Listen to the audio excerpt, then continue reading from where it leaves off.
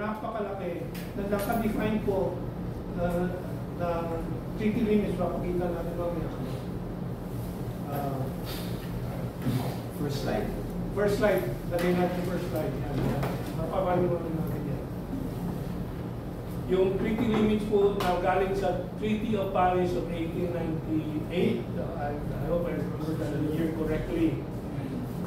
And so, aside lang po, and then we go to the chart that Doc prepared for his article before. The 2016 South China Sea arbitral ruling was and is a continuing unmitigated disaster for the Philippines' territorial sovereignty that we see manifested in the following. The treaty limits that are historic titles we inherited from the U.S. through the 1898 Treaty of Paris. So, paliwanag natin. Naman na yung second point. Yung extent of maritime area ng Treaty of Paris dito, with the Treaty of Paris with limitations, at yung RA 9522 conforming sumusunod sa UNCLOS at dun sa arbitration award.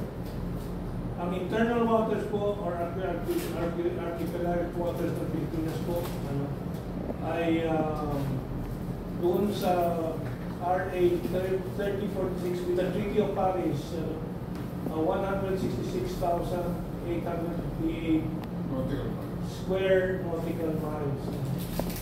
Doon sa pinasok ng award sa UNCLOS ay 435 square kilometers. Ano ba yung reading niya? 171,435 square nautical miles. Square, kasi yung itim is square nautical miles. Yung blue is square kilometer. Yun yung apples to apples. Please come in first.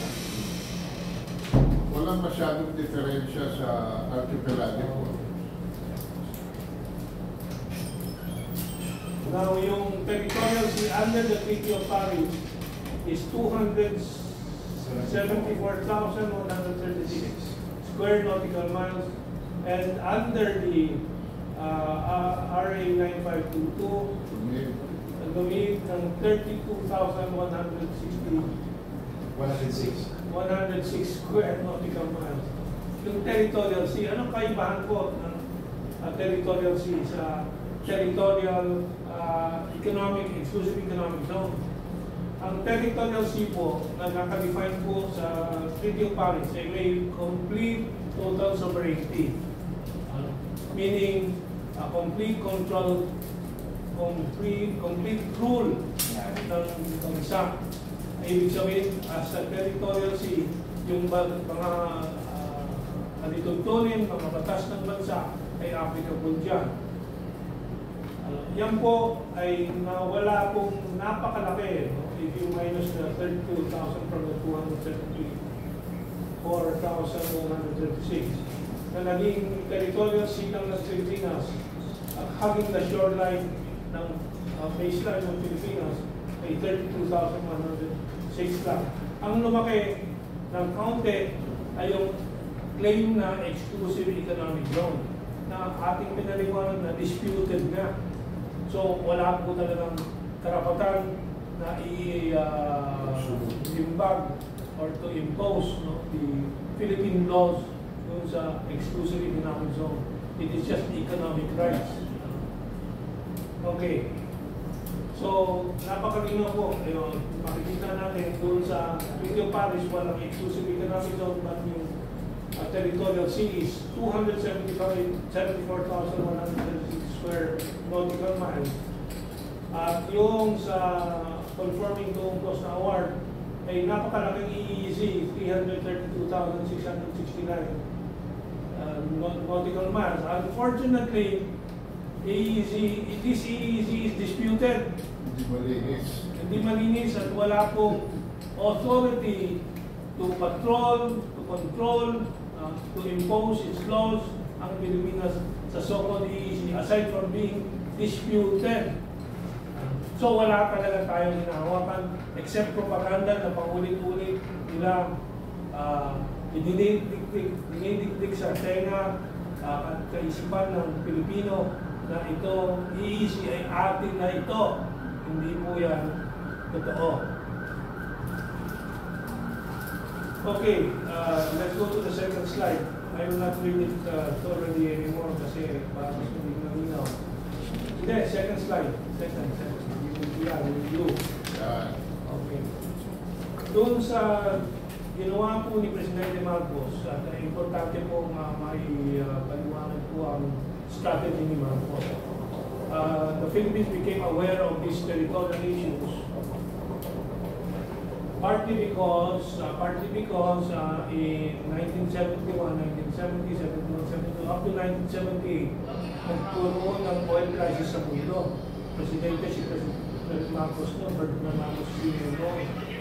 At isa sa mga dahilan noon sa oil crisis ay yung gera nga sa Israel versus the Arab states during that time. At nagkaroon talaga ng oil price hike. Naalala ko po, bata pa tayo noon, I was 18, 20 years old. Ang pinag-aawayan ng taas ng presyo ay 5 sentimo. Nag-strike ng mga jeepney drivers kasi napakababa po ang presyo ng isno at the time. Until the OPEC came into existence, the Arab states discovered their power with their oil at nagkaroon ng gera doon, repeatedly 6-day war, etc. doon sa pagitan ng Israel at yung mga Arab states over this oil matter and other matters nila. So Marcos made a claim in 1975, itong teritoryo nito dahil terren use daw, the arbitrary declared that although nandiyan na po may claim na po ang Vietnam from their colonial legacy sa French, and of course Chinese historic claims very, very far back. But Marcos took the opportunity because Vietnam was still in the midst of their last stages of the Vietnam War and China was still rebuilding its economy. But pagkakataon na nakita ni Marcos yung establish ng claim dyan at nakikita po ninyo yung parang what do you call that? Polygon. Polygon ba yan? Yeah. Polygon. Na sinakop po ng utos ng claim po ni Marcos Sr. Before the arbitration, many years before the arbitration. So, buong area na yan po, may territory na tayo claimed by the Philippine government. But, very important to know, habang si Marcos ay nag-claim po dito, nag-establish siya ng diplomatic relations with China. With Beijing, siya ay tumungo doon, nagpirmahan ng official diplomatic ties with China.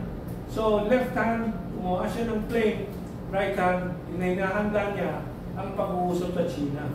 Because the only reason why you're making a territorial claim is because you want to benefit from it for security reasons, for dignity, but also for economic reasons. Yeah.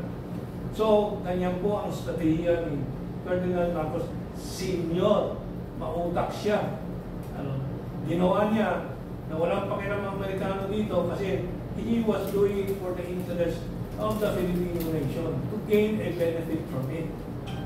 Not like today, Amerikano ang interesadong pumilit na tayo mag-claim diyan, hindi para sa benepisyo ng bansa, kundi para sa pagbibenta nila ng armas, sa pagbibigyan ng tensyon para makapagbenta sila ng armas, at eventually to stage a proxy war. Tulad na nakikita natin sa Ukraine, nung nakaraan sa Vietnam, nakaraan sa Afghanistan, and so on and so forth.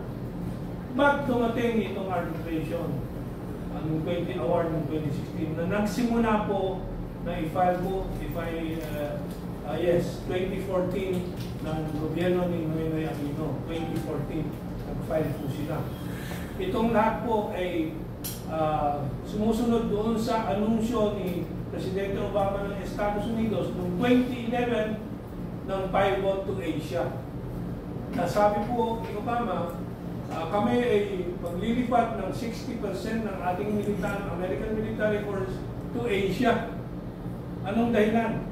Kasi nararamdaman nila ang pagbangon po ng China at ng Asia at yun po ay hamon sa kanilang hegemonya or hegemony or control sa parte nitong Asia sa puntong ito. So, planado po lahat yan.